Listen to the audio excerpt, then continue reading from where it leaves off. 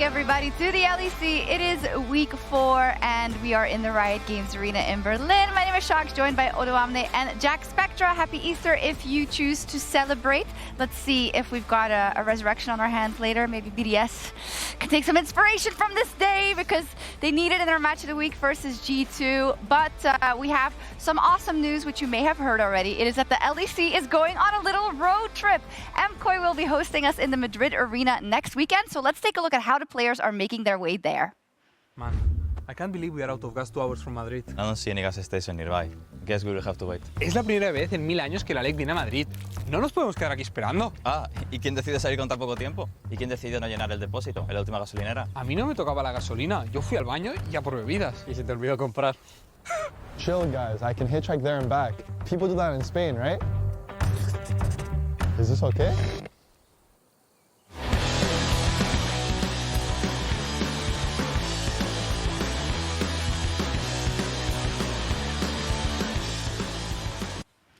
Let's go! We're going on a road trip to Madrid. Well, myself and Jack Spectra are invited to this one. I didn't want to go holding down the fort. I didn't want to go to Madrid anyway, you know?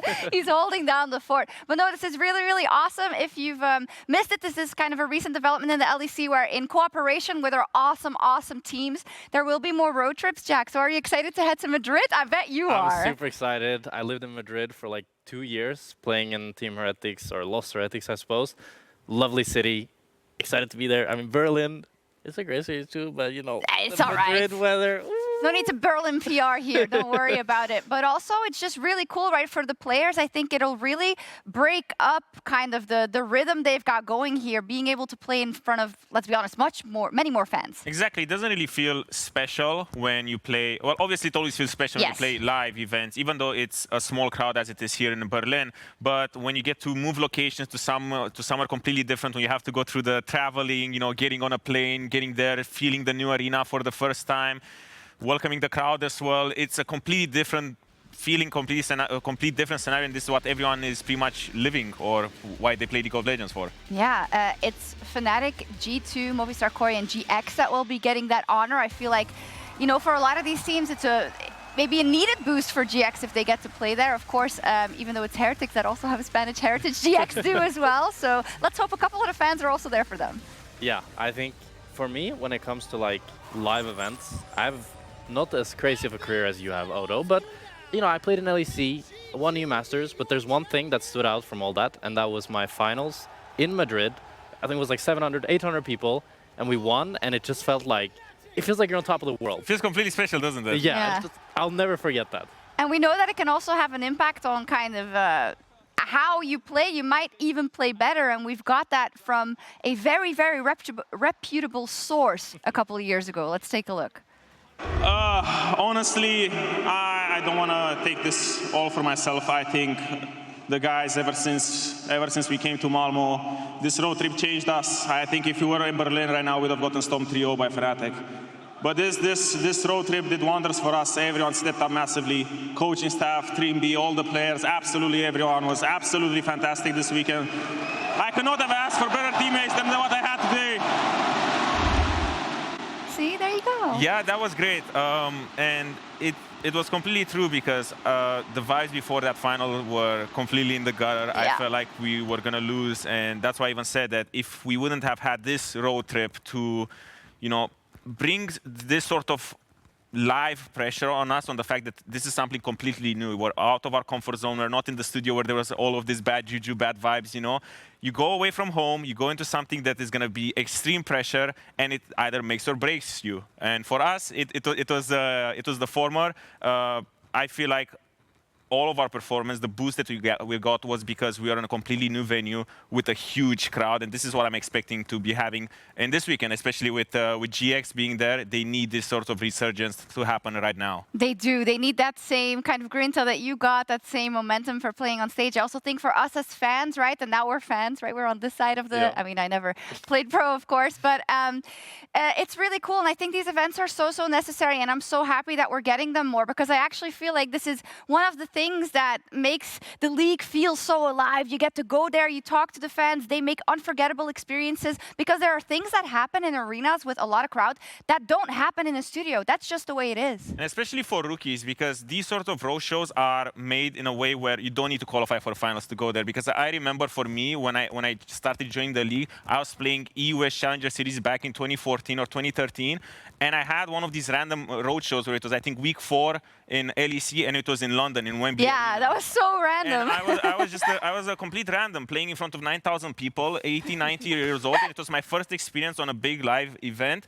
And having these sorts of experiences for the rookies can model your career further. It's true. That's why you won in Malmo so many years later. That's the way we're going to put it. Now, later we, of course, have our match of the week. It's going to be BDS versus G2. But first, our first best of 3 is Team Heretics versus Team Vitality. And Laura had a chance to lean back with Naknako in the Marriott Bonvoy pregame check-in. Thank you, Sharks and Naknako. Thank you so much for joining me. On stage, I really like this interview setup. I think we're going to keep it back in your original posture. How have you been in the LEC since the last time we've talked? It's going good. Yeah? Like, this split didn't start greatest. I had one pretty bad week. But besides that, we are doing fine, I think. We have 2 games this week. I think we will win them, and we'll see what happens. How do you rate the way you've been evolving and getting better in the league with the opponents you had? I mean, if I compare scrims with official, I'm kind of bad. But I will say, like, I'm progressing good. And, I mean, I'll be better in officials, I hope. Do you feel like you're missing something to translate the results that you're having in scrims on stage? I mean, I think the games are just completely different. Yeah. The enemies are also playing completely different, so it changes. Do you think it's a matter of confidence or like getting used to this stage or the league in general? I don't think so. I think it doesn't change much. All right. Well, looking at something that I've noticed about you and your evolution, and we're going to look at this clip right here, is that, remember the interview we did at EMEA Masters and the fact that everyone discovered the way you like to sit on stage. Yeah. Things changed. Yeah, things Look at changed. this. Like it went back up a bit. Is it something you wanted to change, or do you feel like the stage is not perfectly balanced for you to lay down like this? I'm just adapting to the table I have. Yeah. Like here, I don't have much space, so I'm just sitting normal. Did you get anything from your teammates from you sitting like this on stage? Because I'm like, I'm Linsa sitting next to you. It must be really disturbing seeing your top laner just like chilling like this. I was getting flamed before, like you're just sitting like this and beating people some ways. Yeah. I mean, solo queue, sometimes also people get like tilted. And I'm glad you mentioned solo queue because you're doing amazing, rank 1 in the ladder right now, followed by your jungler and followed by Scumond, but we know how much Scumond grinds solo queue. Is it important for you? No, it's not. Yeah? I mean, I'm just playing for fun. Yeah? I'm practicing champs, so I don't really care. And I see you're practicing a lot of champs. I see Yone top, I see we saw Yasuo, we're not going to talk about this one, Irelia, Jace. I'm thinking with lane swaps being gone, do you feel like it's going to be easier maybe to play this type of champions? And do you feel like Vitality could play those?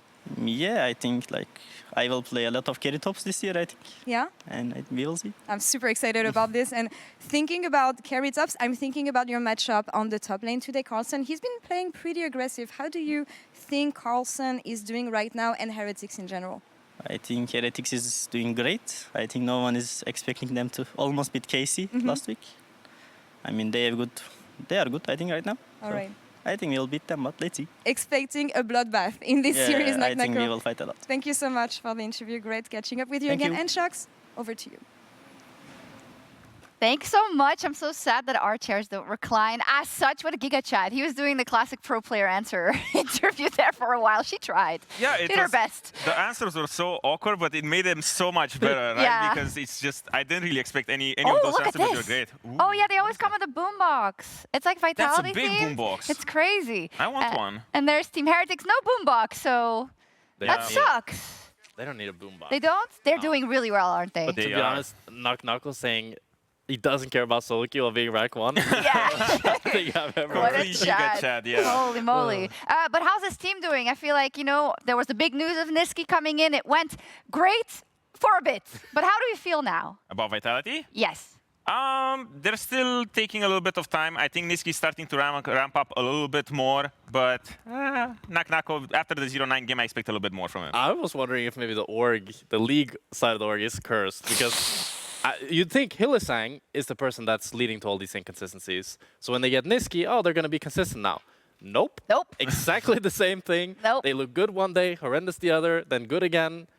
What are we going to get today? And you're right, because their other divisions of esports are doing insane. They're doing so good. It's like the little brother that just can't win. Heretics, though, Oduwamne, is flying really high. I think that came out of nowhere for me, what they're showing currently. Exactly. Even though they inted, or not inted, sorry. Sorry, I was thinking about the Nakanako inting on 0-9 Yasuo. But even though they lost against K-Corp, I still feel like their performance was commendable. And we have a little clip here to showcase a little bit of the things that they've been doing Professor extremely well. Yeah, so the people I want you guys to keep an eye out is Stand and the waves, the way they're pushed. Because right now, walking into this, Team Heretics will assume control of K-Corp blue side jungle here extremely well. The wards are placed down here. The wave bot lane is going to get pushed out. And now it's going to be a skirmish for position. And keep looking at Stand. Right now, his job is to find the flank. He pivots into the other side of the jungle, finds Yike over here, and he's going to keep doubling down on this side to make sure that Yike is not going to be going there anymore. Now they see Yike soon, takes this ward away, and he's just moving back and forth. He went from blue side to red side, now back to blue side, and Dragon is about to spawn soon. So there's a lot of pressure on K-Corp, and Targamas now, counting all the people, walks into this blue side jungle, gets caught, and now the Dragon is going to be taken away from K-Corp by Team Heretics. But the more important and the more impressive part about this is that right now they're so quick to walk into K-Corp's red side. Stand is already here, dropping vision control, putting the vision, jukes this vision plant from Vladi, and now in 30 seconds, if you can look, the vision control has been completely shifted from K-Corp blue side to K-Corp red side, and now Vladi is going to pay the price. Usually teams are not this fast to walk into your side and get control, and from this clip we saw that Team Heretics took Dragon Soul Baron in the span of about 45 seconds, not doing anything, you know, groundbreaking, just being very quick from tempo. And this is something that I feel like Team Heretics leveled up incredibly. And it's good that all the kind of newer players to the Rift can do that, right? Because you would think it is easy to have a plan and follow it, but I think you can probably, know how hard it is when things don't go your way. I mean, for me, the biggest impressive thing is that this team has such mental adversity. I feel like when you're bad, it's so easy to get this loss of confidence. Everybody starts to think, okay, it is what it is. And maybe you also have individuals that think like, if the team is bad, then I just need to work hard to be good myself so that I won't get benched and kicked, right? But a bit depressing. Yeah, it's like sometimes that's the reality of it. But I feel like this team, they've stayed positive throughout, and they continue working, and they continue improving, and it's just a joy to witness. It's a joy to witness. It's a great story that's unfolding for Team Heretics. Perhaps they should make a movie out of it. This spring, the story of the unlikely band of misfits and their race for the playoffs. A tale of perseverance, redemption, and resilience. Meet Team Heretics. Sheo, discarded like filth by his ex-team, on a mission for revenge, showing BDS that he is the one who gets. The Ringer, Camilo, doing what no other has done before him, jumping from Tier 3 to Tier 1 and smacking players all the same. A support who demands everyone stands behind him. And the rock on top of them, Carl Bloody Carlson. And finally, Tetoncito will have his enemies duck for cover as FLICKR rises from the ashes to go on an all-time run. Oh my f***ing god, this game. Can they do it? Can they make playoffs? If they can subvert a 13.7k goal deficit, anything is possible in this new flick. The Tale of Team Heretics, in cinemas right now.